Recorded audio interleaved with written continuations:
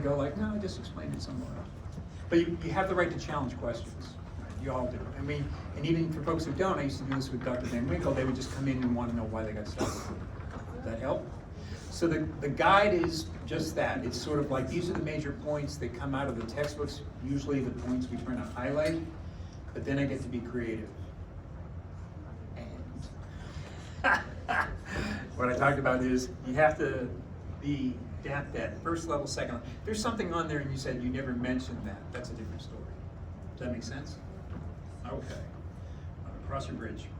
So these are the big takeaways. I don't want to spend too much time on the intro because we've been using some of this.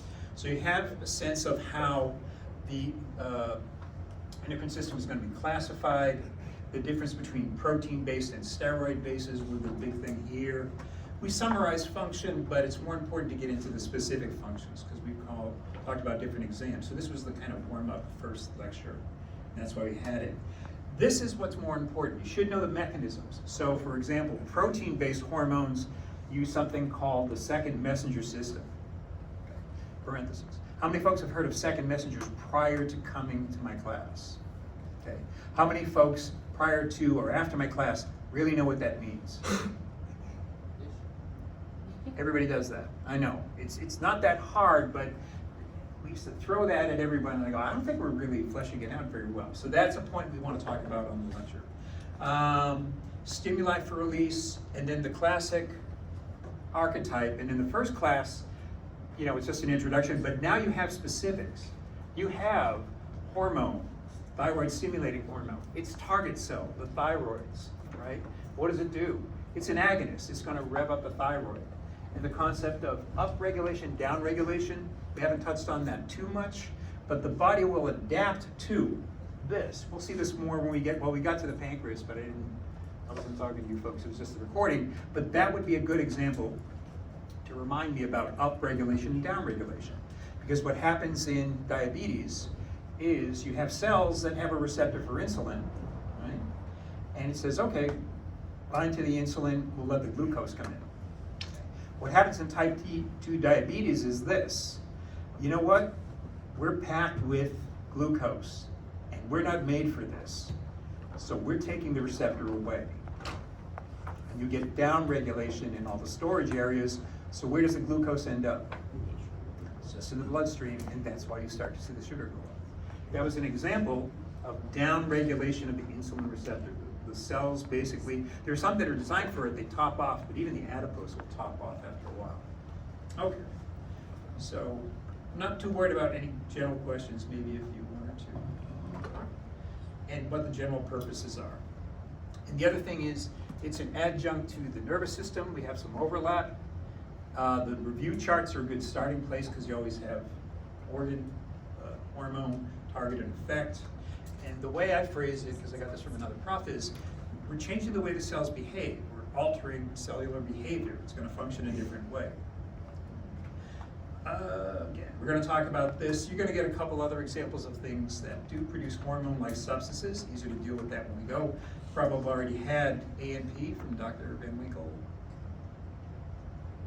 And probably forgot. That's okay. She told you. We'll get to it again when we do the key. Break her heart if I mention that. Should know these. These are definitions. These are level 1 questions. The difference between a neural response and an endocrine response is usually a standard board question. Okay, how they work. Neuroendocrine is a newer term that has to do with, wow, as you go digging deeper and the science gets better, you find like these neural cells, but they act kind of like endocrines. They're not talking to another neuron. They're releasing stuff into the bloodstream. And you can slow me down. This is just my East Coast acting up. Paracrine rather. So instead of sending it out to the blood, where you're going to affect perhaps a multitude of organs, it's a direct communication. We're going to see that more when we get into the digestive system and parts of the pancreas. Autocrine is self-regulation. At best, I'd give you that as a definition if I give you that at all, because really where you see that working primarily is when you get into immunology, where once you excite T cells, they release lymphokines, and then they get much more excited and they evolve. And cytokines, again, they just get more specific. These are the specific proteins produced by the immune system. So that's just for completeness sake primarily. Everybody okay? I take silence as knowledge, so okay. Major functions, we hit these as we go. You folks don't like those except questions, do you? Well, there'll be a couple. Just go true, true, true. It's that, I know. But it's tough with a lot of knowledge. I try to avoid those if I can. This, again, is just a comparison. I just want to spend too much time. How are they different? You may see something like that. You know, one of the significant differences, which of the following is more responsible. But all this is saying is, you've studied the nervous system already. Right? How is this different? How is it unique? We get wider effects, we can also have narrow effects using hormones. And they're often augmented, used side by side. Your sympathetic nervous system and the adrenal gland, right, when you're in fight or flight. More definitions that are more important to you as you get into other classes, especially immunology. I've got more important things to let you know. Okay. This is the comparison. This is kind of a fun question. Okay. In terms of strength of signal, comparing the two, all right? If we want to get an increased response from the endocrine system, how are you going to get that? Oh, that's a really open question. Okay. The nervous system has to increase the frequency of signaling. Fire, fire, fire, fire. A gland is going to do what? The same thing, but it's going to do what a gland does. Yeah, just dump out more, right? You know, you have, again, epinephrine, norepinephrine in the adrenal gland, and you know, that's there when you exercise, you get a little hit, you get a little bit more. If you just miss getting into a car accident, you'll have a bolus of that just thrown at you all at once. And that's what it is. It's going to be the amount. Okay? And it says minutes, but it actually can happen in seconds, in the exam I just gave you. You should know the major functions. I don't want to make them sound like except questions, but you know, which of the following is the endocrine system involved with? Right? What are the things it can do? And don't forget this one. Okay, thought, mood, and behavior, because it does do that as well. Okay, shout if I go too fast. That's your basic template for every time you run into an endocrine gland. Gland, hormone, target, specific molecular mechanisms of action, because I don't do that for everyone, but there are some that I do. How does it work? What's it changing in the cell? Is that significant? It might lead to pathology. Okay. Any particular aspects of regulation? Now we're really talking physiology instead of listing stuff. Okay? And sometimes it's easier to see how this works when you look at clinical conditions. Best example we've had so far is thyroid gland. You get a better appreciation of the thyroid when we talk about hypo or hyper. You will definitely have questions that we talked about in lab, because it clarifies your ability to describe, right, where the problem might be, and you know, is TSH affected, there's less thyroid hormone. So you have to have a grasp of that communication network. And then all of a sudden we're going to start throwing curves, but that classic hypothalamus pituitary target and how that would change.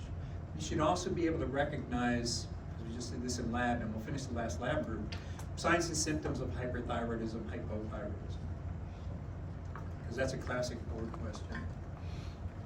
And then I can just, well, I'm not going to take it.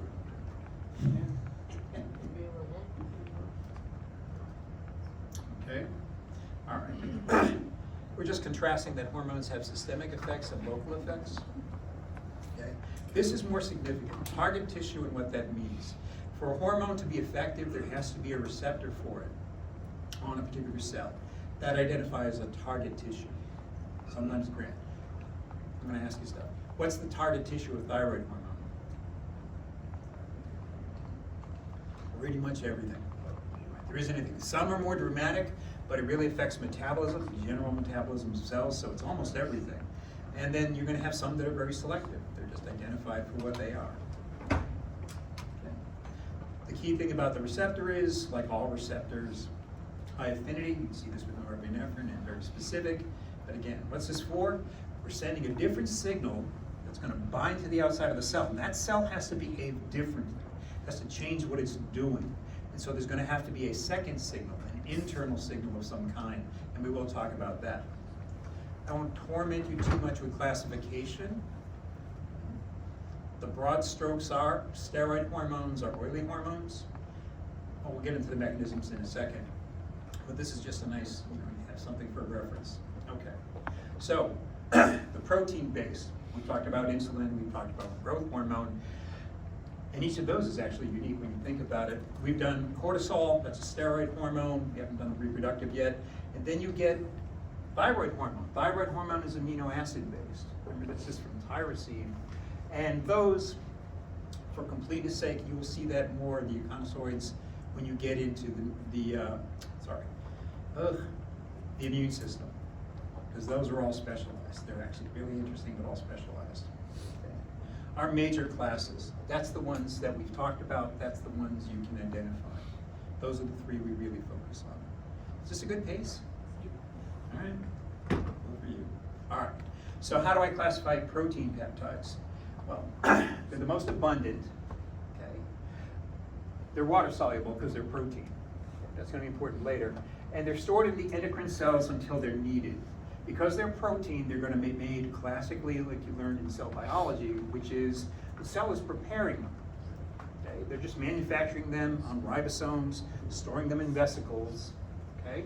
Sometimes they're in a slightly inactive state, but then they're going to be released when they get a signal. It's time to release this.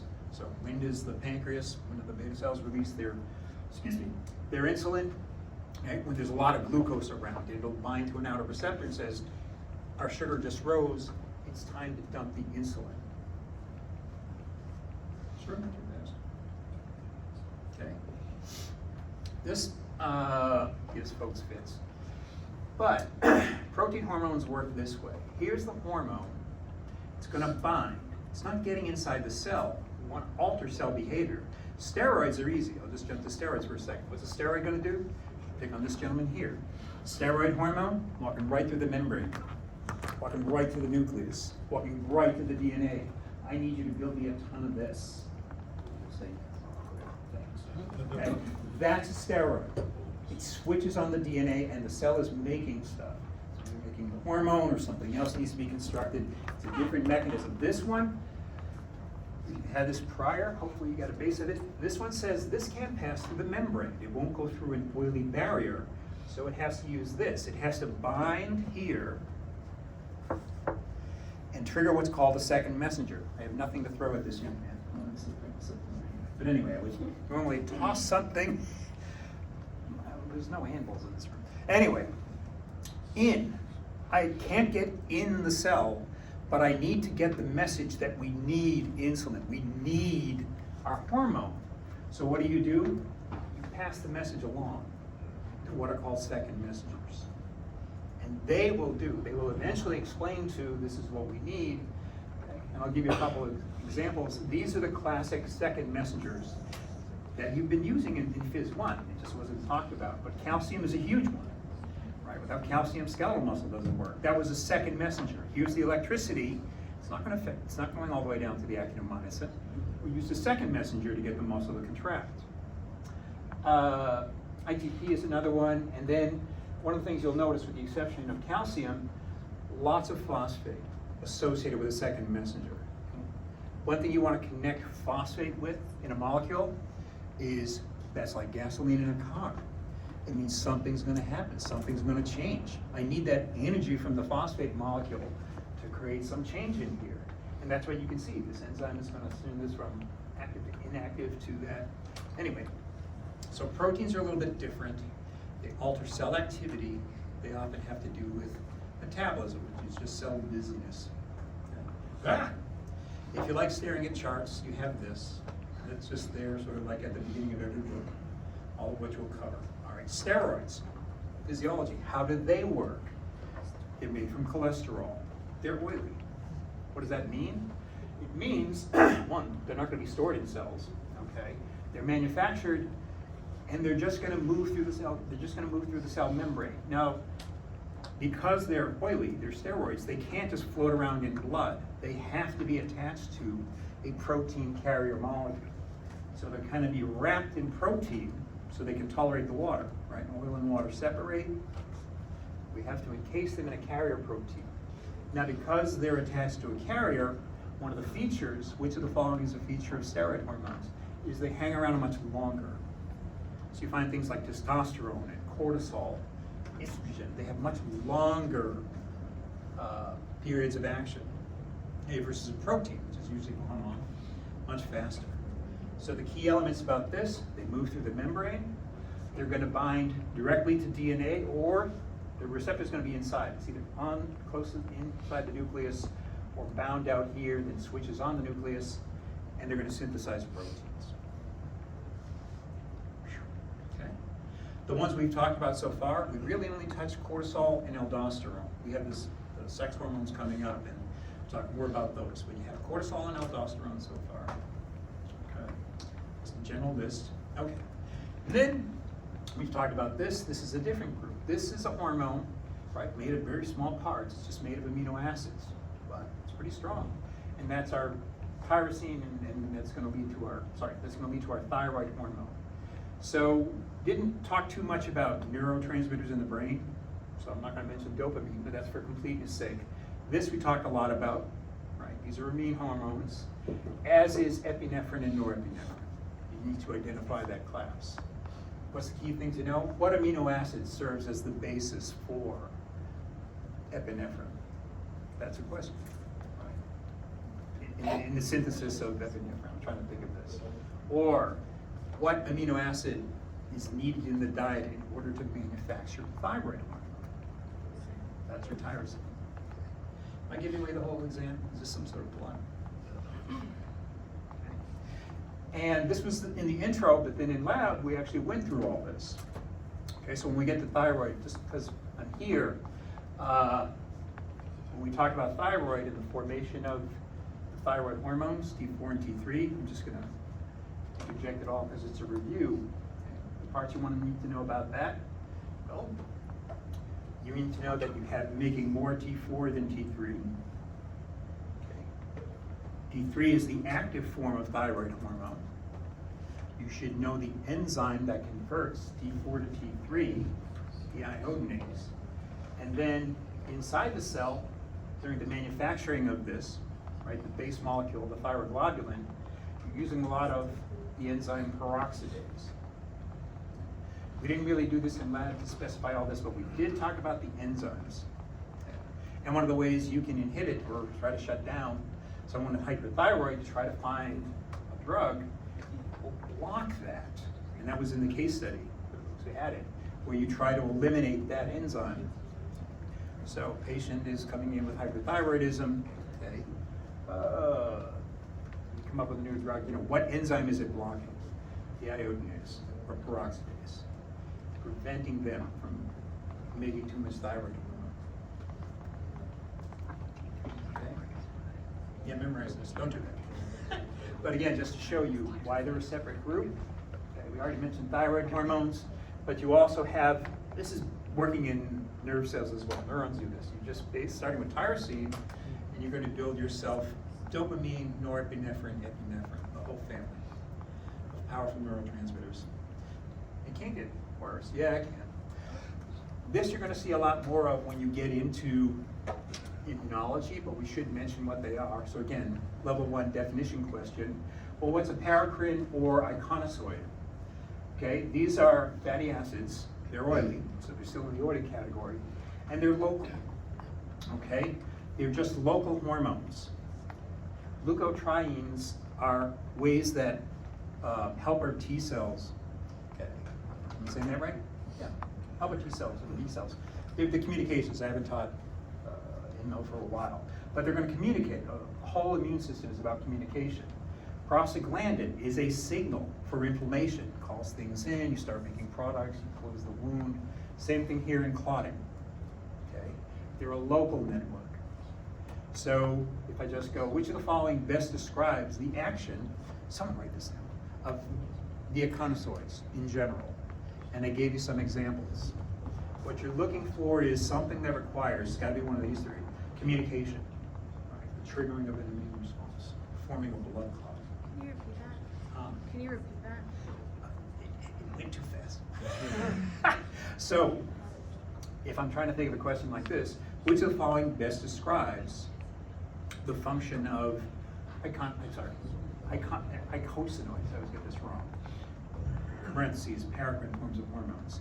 These are the best examples. Communication within the immune system, okay, mounting the inflammatory response, okay, the release of prostaglandins during inflammation.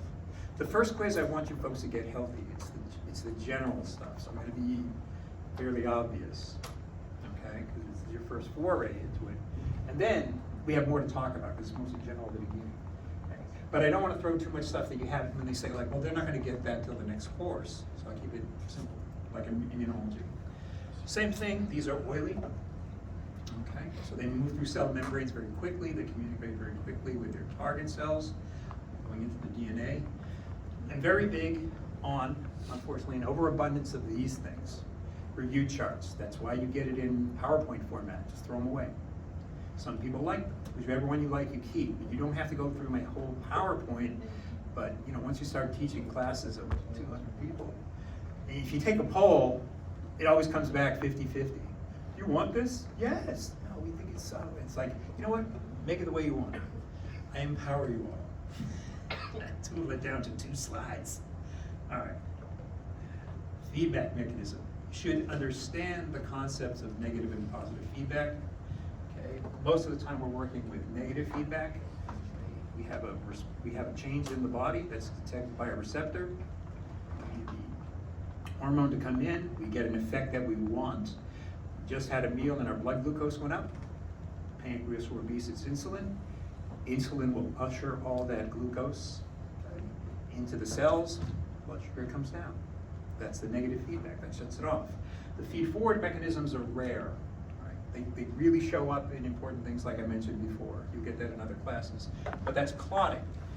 You don't want that to shut off until there's been repair and the bleeding has stopped. So clotting is feed-forward. The immune system is feed-forward. It's going to keep fighting until it's gotten rid of the pathological agent.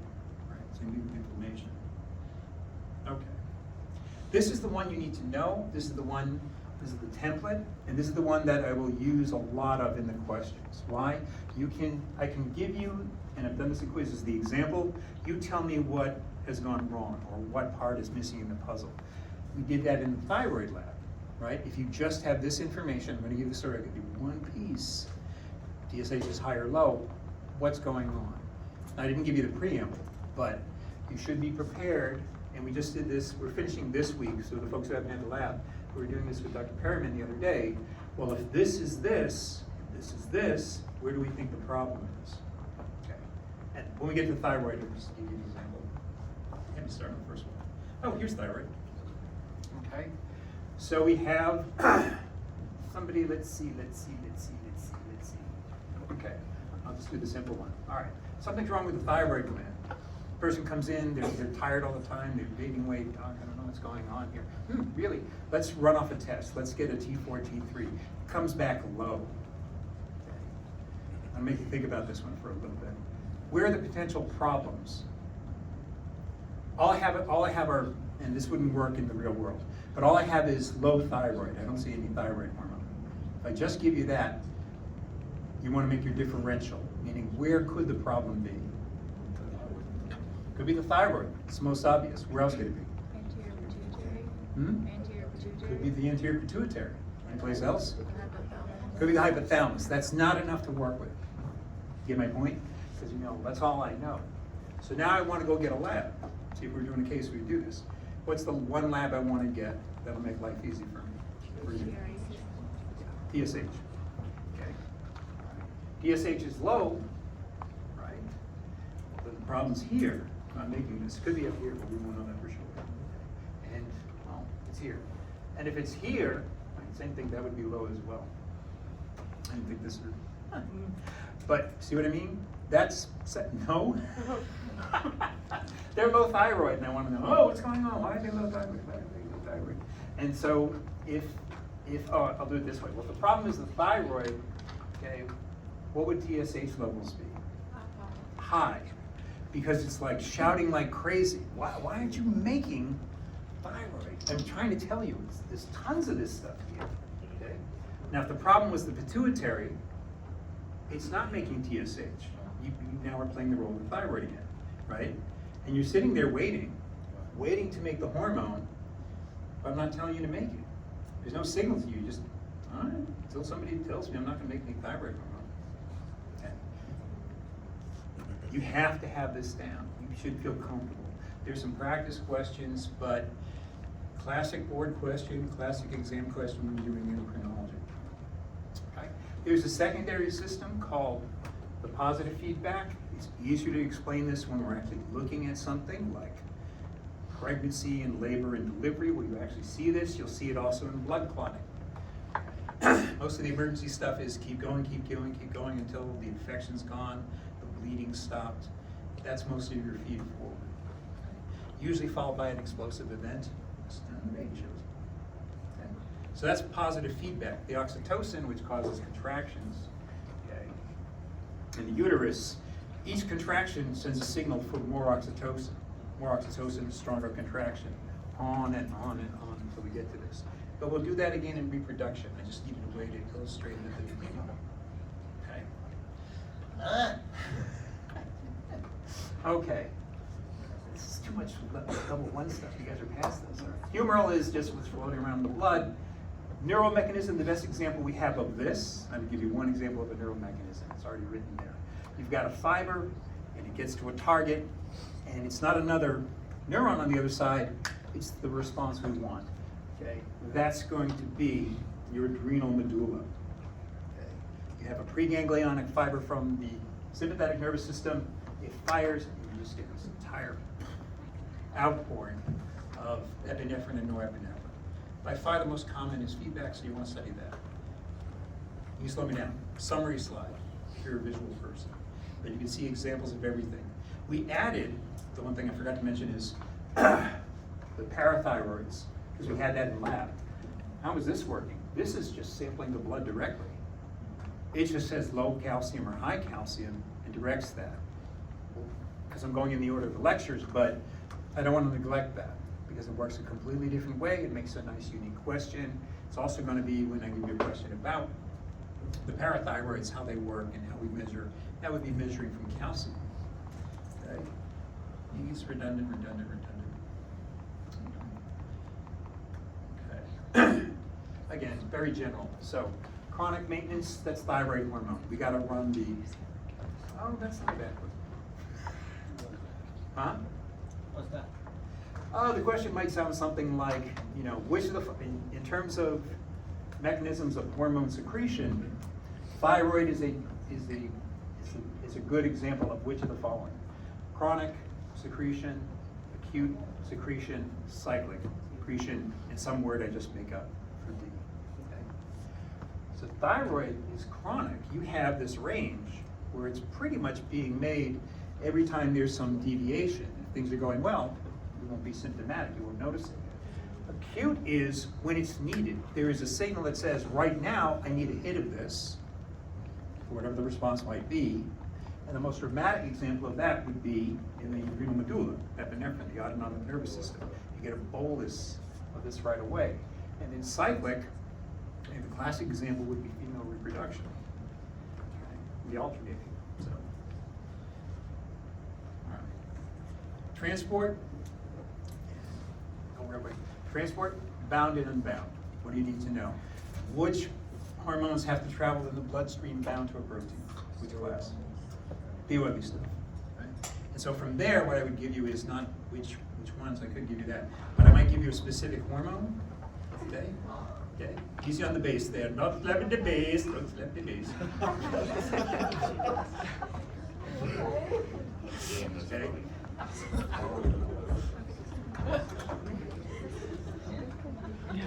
But now that you're all smart, I would give you the hormone, and you go, oh, this hormone is a steroid, so it's going to need to be carried by a protein. Fun getting smarter. All right, mechanisms of actions. Okay, mentioned this briefly. God, I'm redundant, but membrane bound. Okay. Peptide proteins can't get in. Right, we're going to need to talk about that signaling mechanism a little bit more. Much easier for the lipids; they'll pass right through. There's their target inside. And then usually that target's going to go right to the nucleus if it's not in there already, because the lipids are switching on DNA. The lipids tell a cell to build something. All cells build proteins. The only difference is what proteins are they building. But lipids are about, you need to turn on, right, the genetic manufacturing part of the cell. Okay, on or within, there's a little YouTube thing. Okay, once again, the part that confuses folks, first messenger, second messenger. Your first messenger is a protein-based hormone. Okay, second message, something in the cell is delivering the message to create some change in the cell's metabolism, mechanism, whatever. Your famous ones are calcium, okay, cyclic AMP, cyclic GMP, inositol triphosphate. Let's look for some common patterns. Why would this make sense? Okay, with the exception of calcium, which you see a lot of, what do the other three have in common? What molecule? Yeah, you think you'd have to work for it. What? Phosphate, yes. All just asking an observation. And what you know from muscle already is phosphate represents energy. That phosphate bond, you snap that, I can do stuff in the cell. It's a million different things. It can make the muscle move, it can release a neurotransmitter, it can do a ton of stuff. You just need to know that snapping a phosphate, having a molecule with phosphate that will be altered is going to drive cell mechanisms. Nothing to do with DNA, cell's going to behave differently, right? All of a sudden my muscle will contract once I get the energy from phosphate to finish the story. And it's the second messenger because the first messenger was the acetylcholine. That's way out on the outside. That all gets turned into, right, the second messenger on the inside. This is bio. I shouldn't be doing this. So this is, I'm just saying the same thing, so I'm not going to keep repeating, but first messenger, something outside can't get in, binds to a receptor. Okay, that's usually going to be connected to, it's usually a series. Okay, but what we need is this, a second messenger. We're going to take that phosphate, turn it into this, and this will do something different in the cell. And as we get to each specific one, I tell you what that is. Okay. Summary slide, take the ones you like. Summary slide, take the ones you like. There are lots of different second messengers. Okay. And the bottom line is, it usually works in a cascade. There's a lot of this. The kids are probably too young to remember. There was a game called Mousetrap. That's probably digital now. But anyway, you would do this, and then this, and then this, and you kick the boot and stuff like that. That's what's going on in the cell. You're creating a cascade reaction. I like this, because this was famous. But I mentioned G proteins, linked to the hormone. G protein you'll probably see again down the road, okay? And what this means is the hormone's gonna bind here, but it needs something else to relay the message. That's where the G protein came in. And when it first came out, we were in med school and everybody was crazy. They've discovered the G protein. But it helped explain sort of this mechanism of, right, this is, it's got a phosphate next to it. This is gonna start that chain reaction going now. Can I get bonus questions? I'll figure it out. Okay. So there it is in a simplified template. Okay. Got it. Nice other example, because I'm visual, so same deal here, right? You got your hormone, you got your GDP, snap, energy, this moves. What am I gonna do? I'm gonna wake up an enzyme. Denylate cyclase, what does the denylate cyclase do? It does the same thing every time. Maybe you got this from Dr. Van Winkle. Takes one form of energy and we're gonna move the phosphate around. Phosphate from here, bring it here, and then finally bring it here and turn on this enzyme, and now the cell will behave differently. I won't ask you all the biochemical steps. I need you to understand the process. Okay? I'll probably hand those to you. Okay? Going faster, going faster. Steroids, much simpler. Get into the cell, okay? Bind to a receptor within the cell, which will open a segment of DNA and produce, protein synthesis, making stuff.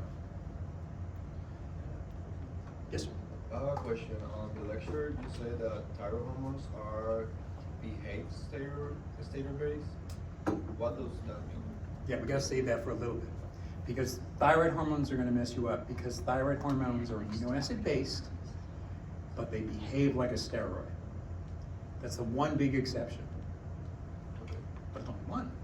And this is like, remember, this is the beginning, and I don't want to scare you folks off. So this is the usual dogma, okay? Then we get to the thyroid. Remember all that stuff I told you? Forget it. Thyroid behaves differently. That's why I want to get to that. But this is your foundation, your level 1 questions foundation. I don't want to scare you off too soon. But you need to remember that about thyroid. And we'll talk about how it affects cells, and you'll see. So that's acting like a steroid. So if in the exam you ask me, thyroid hormones is water soluble or steroid hormone, I will say steroid hormone. You will say that.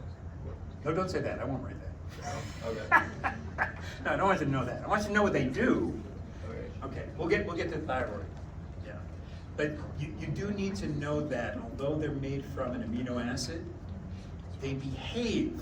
We're not going to say they're a steroid hormone. They don't. They behave like one, but that's not how they're built. Okay? They're made of amino acids. But, is that okay? Yeah. Because I don't want you to think like Dr. Marks is a liar. We just have exceptions. All right. What can because I have to give you some questions from the first one. So, hormones, right? Blood level of hormones. Hey, which of the following does or does not affect clearance of blood hormones in the body, right, in general. So, well, whatever their half-life is, how quickly can they be removed from the bloodstream is the biggest one. Steroid hormones take a longer time. Protein-based hormones we can clear out much faster. They're going to be able to either be destroyed, okay, or eliminated. And the two classic ways that we eliminate, particularly, well, we can do the steroid hormones as well, is you have your organs of elimination. You have your liver, which can break stuff down and then excrete it in bile, and then the big player in all this would be the kidneys. But they don't stay in the system indefinitely, so they are just simple mechanisms, like a level 1E if it shows up at all. Are we recording? Are you going to send that to me? You want me to? Yeah. I want to know what I said, because people go, hey, remember what you said in lecture? You didn't put it on the exam. I'm like, yeah, I just forgot it. You can rewatch and Huh? you can rewatch it and type the questions that you're telling me. Not all of them. Something like that. Since I told you that. All right. The other important thing I want you to take away from this is this concept. Sensitivity and receptors. Okay, this shows up a lot. It's got clinical significance. So we already know that in order for a particular hormone, the tissue, the cells, will only be affected if they have the receptor for that hormone. So that's considered a target tissue. It has the right receptor for this hormone. Now tissue can have multiple receptors, but if we're talking about a specific hormone, there better be a receptor. Okay? The number of receptors is not constant and can change. I can do the lecture, but you hopefully heard that when we talked about insulin. That's the best example of that. So when we get to the pancreas, we're going to emphasize that. Okay? There's a dose-response relationship. If you dump out more, dose just means you get a little hit of epinephrine, you hear some good news, and you go, oh, cool, my favorite TV shows back then, blah, blah, blah.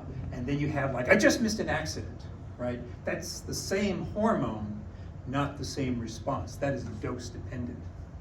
Okay. Sensitivity, okay, this is the target that can change. How? Either upregulation or downregulation. You can have tissue suddenly putting out more receptors and they be more sensitive. A smaller amount will give you a bigger bang. That's upregulation. You have downregulation. And just to look over the horizon, what happens to folks with type 2 diabetes is they downregulate the receptor for insulin. They just take it away. It's like we got glucose. What do I care? We've got insulin. What do I care? There's no doorway for that to be stored in the cell, so it stays out in the blood. That's a downregulation of the receptor for the insulin. Okay? Because the insulin binds and it kind of opens the door for the glucose to enter the cell. Put a star next to downregulation because we're going to have a working example because we talk about pancreas. The simplified version of this is, in most cases, the more you add, the greater the response. So there's a point at which, well, that's way too low and there's no response. This is how much of the dose.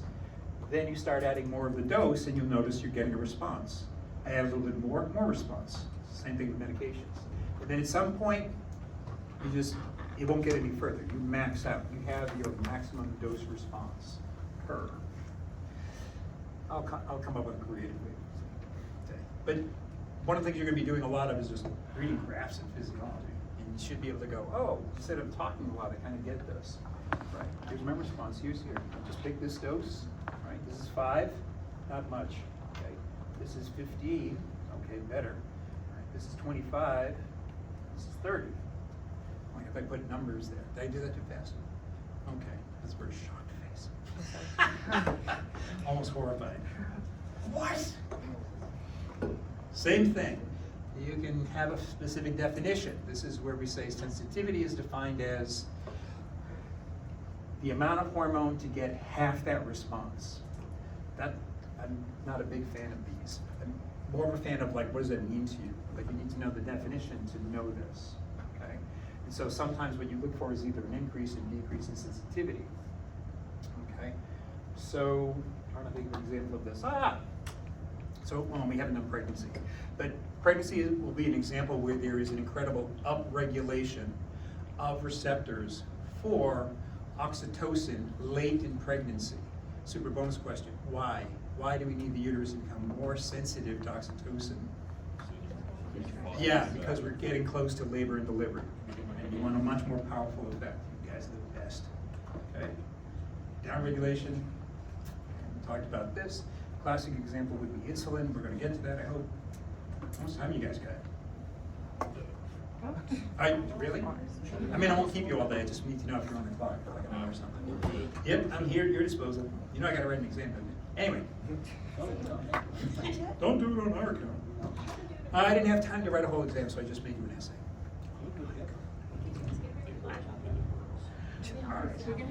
All right, I made my point on this. All right. And then I just do a summary at the end. And then for those who like, just like to test themselves, you get little charts to remember the basics, okay, and blanks to play with. Okay. You guys know how to do that, right? You have a big hand up. Yes, sir. Can you explain the difference between deiodinase and peroxidase? They're two different enzymes that have two different functions, is the simplest way I want to explain it right now. So deiodinase does what it says it does. It will remove an iodine, okay? The other ones, peroxidase, is forming T4. So if you look at the slide, you can see we're constructing T4. It becomes some other things. There's a lot of T3s, there's a lot of T4s. They start taking it off, and then they become this other base molecule. I didn't do too much of the biochemistry. And now I have T4. That's what peroxidase is for, okay? That T4 is gonna move through the blood. But in order for it to be active, right, the target cell is going to have the enzyme that converts it, okay? Or it's going to be converted. Some of it's going to be converted right before it's transported, but the bulk of it is going to be T4. T3 is the active, and so some cells will have the deiodinase, and it does that. The drugs we give, the PTU from the lab, blocks the deiodinase. It actually blocks both, so they're not going to be producing T4. And the T4 that is there won't be converted to the active form. Somebody's hyperthyroid. Is that okay? Yep. So one's more of an internal, the other one's more of an external enzyme. That's a good question. See what I'm doing over here now? After this. Oh, I do want to do that.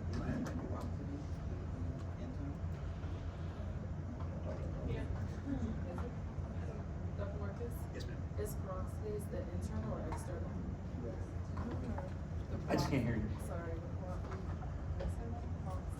Is it the internal or external? Peroxidase is internal. Peroxidase is internal.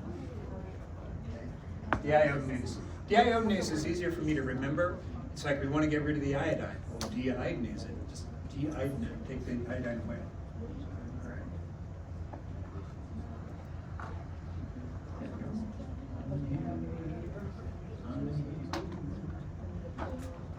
All right. Meteor stuff.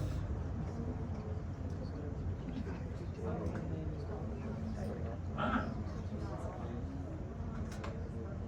Am I in the right place?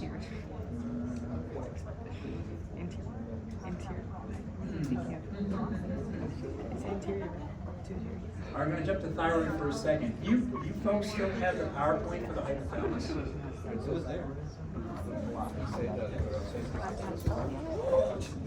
I got this. Got your quiz, got your quiz, got your quiz. Yes. This was an early one. So it also is it for your opinion? Is it peroxidase? It's more than one. It'll just keep it right now. Okay, and the iodinase is the one that activates I'm just gonna jump over to the